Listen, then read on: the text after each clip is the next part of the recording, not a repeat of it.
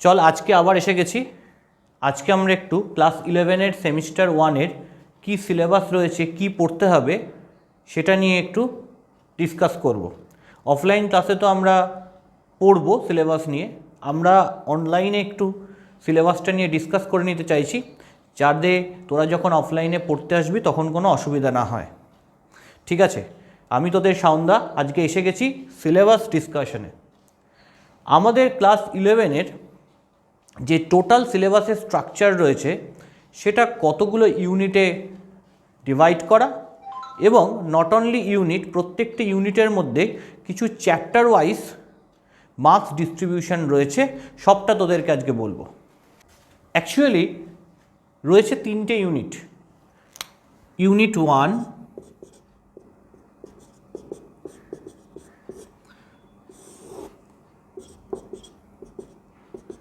Unit 2,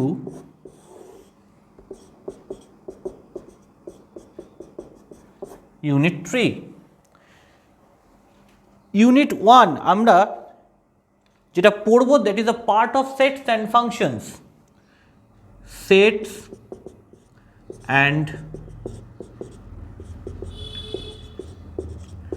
functions, এই যে sets and functions, এখানে আমাদের কি কি পড়তে হবে? এই সেটস অ্যান্ড ফাংশনসের মধ্যে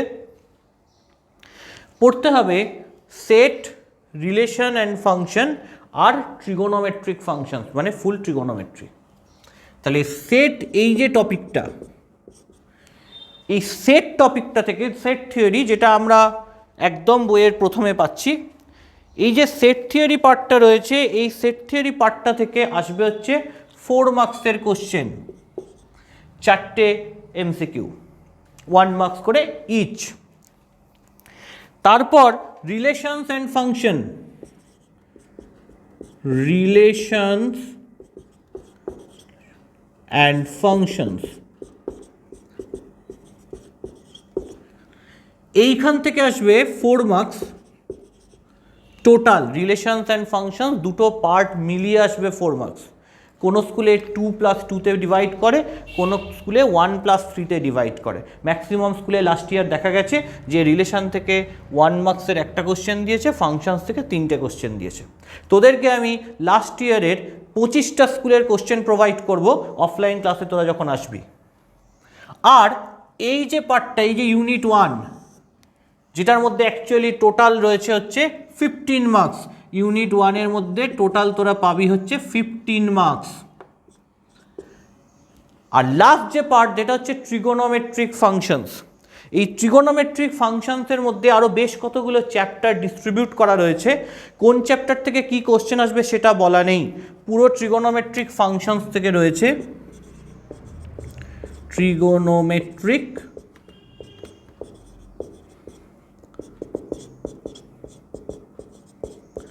ফাংশনস থেকে পুরো রয়েছে 7 মার্কস। এই যে 7 মার্কস, এটা কোনো একটা চ্যাপ্টার থেকে আসবে না, এখানে কতগুলো পার্ট রয়েছে। কি কি পার্ট রয়েছে? প্রথম পার্ট যেটা করতে হবে, that is associated angles. Associated angles.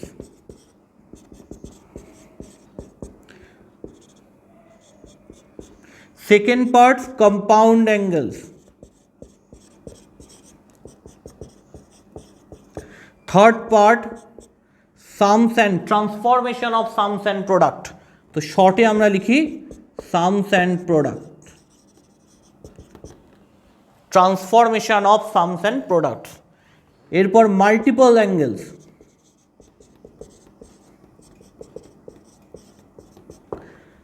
Submultiple angles,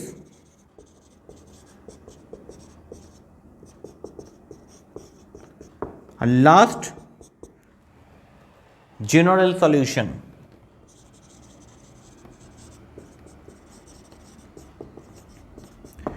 এই যে সাবপার্ট রয়েছে, এই সাবপার্টগুলো থেকে টোটাল কোশ্চেন আসবে 7 মার্কসের। তাহলে এটা আমরা দেখলাম কি? এটা আমরা দেখলাম হচ্ছে ইউনিট 1, ঠিক আছে? সেটস অ্যান্ড ফাংশনস, টোটাল 15 মার্কসের গল্প। আসছি আবার ইউনিট 2-তে। ইউনিট 2-তে রয়েছে কি মেনলি অ্যালজেব্রা। ইউনিট 2-তে কি রয়েছে মেনলি অ্যালজেব্রা পার্ট।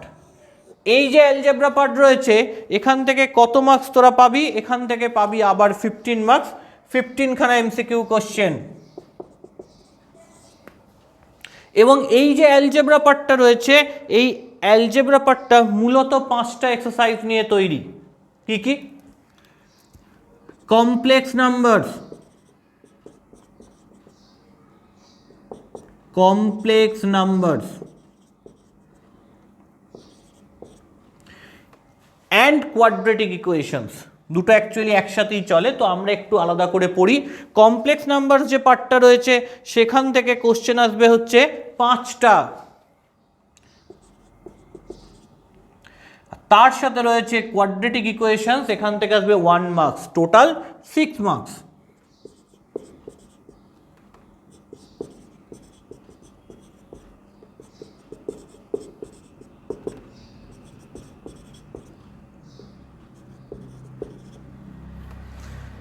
এরপর রয়েছে কি, এরপর রয়েছে লিনিয়ার ইনইকুয়েশনস, লিনিয়ার ইনইকুয়েশনস,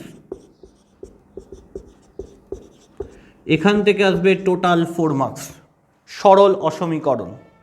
আর লাস্ট যেটা রয়েছে পারমুটেশন অ্যান্ড কম্বিনেশন, টোটালটা মিলিয়ে আসবে 5 মার্কস। পারমুটেশনস অ্যান্ড কম্বিনেশনস, বিন্যাস এবং সমবায় চ্যাপ্টারটার নাম।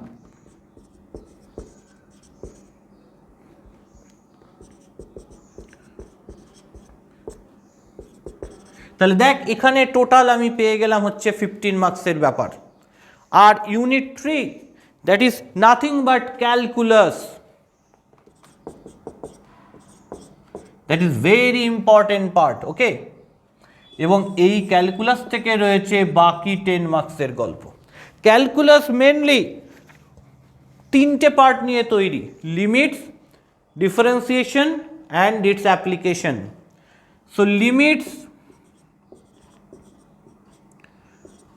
সেকেন্ড হচ্ছে ডিফারেন্সিয়েশন বা ডেরিভেটিভ, একই কথা, লিমিটস মানে সীমা আর এটা মানে হচ্ছে অন্তর্কলন, ওকে। লিমিটস, ডিফারেন্সিয়েশন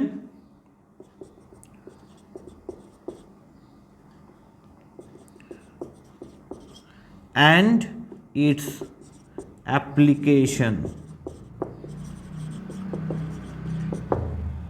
এই অ্যাপ্লিকেশনস পার্টটাও কিন্তু ইনক্লুডেড, এটাকেও বাদ দিয়ে দিলে চলবে না, অনেক স্কুল এখান থেকেও কোশ্চেন করছে। টোটাল রয়েছে লিমিটস আর ডিফারেন্সিয়েশন অ্যান্ড ইটস অ্যাপ্লিকেশনস, এটা মিলিয়ে টোটাল রয়েছে 10 মার্কস। এখানে কোনো প্রপার ডিস্ট্রিবিউশন করা নেই, তবে বেশিরভাগ স্কুলে যেটা দেখা গেছে যে লিমিটস থেকে এসেছে 4 মার্কস, ডিফারেন্সিয়েশন থেকে এসেছে 5 মার্কস আর অ্যাপ্লিকেশনস থেকে এসেছে 1 মার্কস। এই যে ডিস্ট্রিবিউশনটা বললাম এটা মেন স্ট্রিম প্রায় 25টা স্কুলের কোশ্চেন স্টাডি করে বললাম, কিন্তু বেসিক্যালি সিলেবাসে ক্যালকুলাস শুধু 10 মার্কসই দেওয়া রয়েছে, কোন চ্যাপ্টার থেকে কত মার্কস আসবে সেটা বলা নেই। আমি 25টা স্কুলের কোশ্চেন স্টাডি করে তোকে এই কথাটা বললাম যে লিমিটস থেকে তারা 4 মার্কস দিচ্ছে, ডিফারেন্সিয়েশন থেকে 5 মার্কস দিচ্ছে, অ্যাপ্লিকেশন থেকে 1 মার্কস দিচ্ছে। তাহলে এই হচ্ছে তোর টোটাল ফার্স্ট সেমিস্টারের 40 মার্কসের পেপার। 40টা এমসিকিউ থাকবে এবং এই যে এমসিকিউগুলো থাকবে শুধুমাত্র ভাবিস না যে 4টে করে অপশন, এরকম একটা কোশ্চেন 4টে অপশান এরকম রয়েছে। সেই এমসিকিউ এর মধ্যেও বেশ কিছু পার্ট আছে। কীরকম পার্ট? বোর্ড বলছে যে একটা কোশ্চেন তার 4টে অপশান যে কোনো একটা কারেক্ট, এরকম তো এমসিকিউ মাল্টিপল চয়েস কোশ্চেন যেমন তোরা ছোটোবেলায় করেছিস ক্লাস 10-এ সেরকম তো আছেই। তার সাথে সাথে কিছু কোশ্চেন থাকবে যে কলম ম্যাচিং, ধর কলম 1 কলম 2, কলম 2তে 4টে স্টেটমেন্ট, কলম 1-এ 4টে স্টেটমেন্ট ম্যাচ করে করে লিখতে হবে, ওটাও এমসিকিউ প্যাটার্নে। মানে কোশ্চেনের প্যাটার্ন সব এমসিকিউ, কিন্তু সেটা কলম ম্যাচিংয়েও থাকতে পারে। থার্ড কথা কি হতে পারে যে প্যাসেজ বেসড, একটা প্যাসেজ দেওয়া থাকবে, সেই প্যাসেজটার পড়ে সেখান থেকে তার বেসিসে কিছু কোশ্চেনের অ্যান্সার করতে হবে। ঠিক। ফোর্থ কী হতে পারে, ট্রু ফলস, বাট সেটাও এমসিকিউ প্যাটার্নে দেওয়া থাকবে। ধর স্টেটমেন্ট 1 থাকলো, স্টেটমেন্ট 2 থাকলো, স্টেটমেন্ট 1 আর স্টেটমেন্ট 2 এর মধ্যে লেখা থাকলো ফার্স্ট অপশানে স্টেটমেন্ট 1 ট্রু, স্টেটমেন্ট 2টাও ট্রু, স্টেটমেন্ট 1টা হচ্ছে ট্রু, স্টেটমেন্ট 2টা ফলস, এরকম করে 4টে অপশান দেওয়া থাকলো। তাহলে বুঝতে পারলি নট অনলি এমসিকিউ, তার সাথে সাথে এইরকম সমস্ত টাইপের কোশ্চেনই কিন্তু আমাদের পরীক্ষায় ফেস করতে হবে। আর এতে তোদের একটা সুবিধা হবে যে এই যে কোশ্চেনটা তোরা ফেস করবি এটা কিন্তু কম্পিটিটিভেও তোদের সাপোর্ট করবে। তুই বলতে পারিস তাহলে কম্পিটিটিভের কোশ্চেন স্ট্যান্ডার্ড তো একটু আলাদা, এটার মতন নয়, এটা তো একটু ইজি কোশ্চেন হবে। হ্যাঁ, ঠিক কথাই যে কম্পিটিটিভের কোশ্চেন স্ট্যান্ডার্ড একটু আলাদা, একটু এর থেকে হাই স্ট্যান্ডার্ড কোশ্চেন আসবে।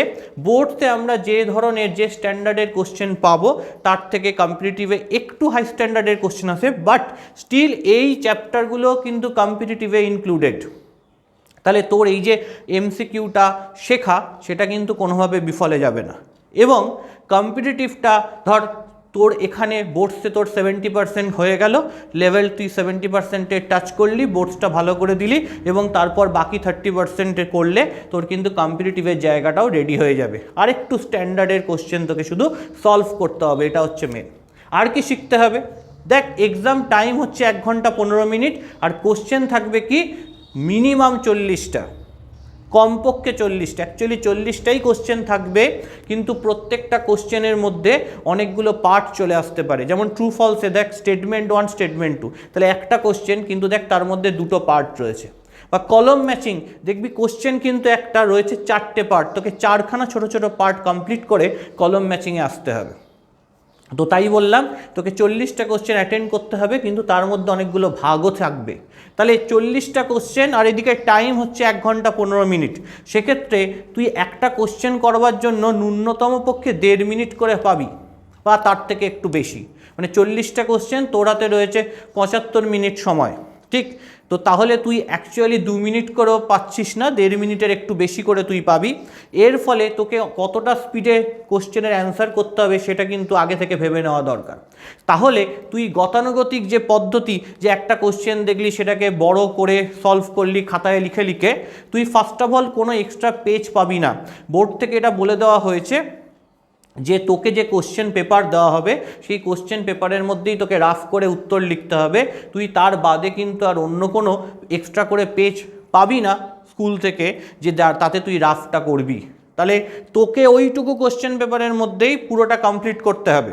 বড় জোর তুই একটা শিট পেতে পারিস, এর বেশি তো নয়ই। তাহলে গতানুগতিক যে পদ্ধতি, যে পদ্ধতিতে আমরা প্রবলেম করি যে একটা কোশ্চেন লিখলাম তার অ্যান্সার করলাম পুরোটা, সেই পদ্ধতি ছেড়ে বেরোতে হবে।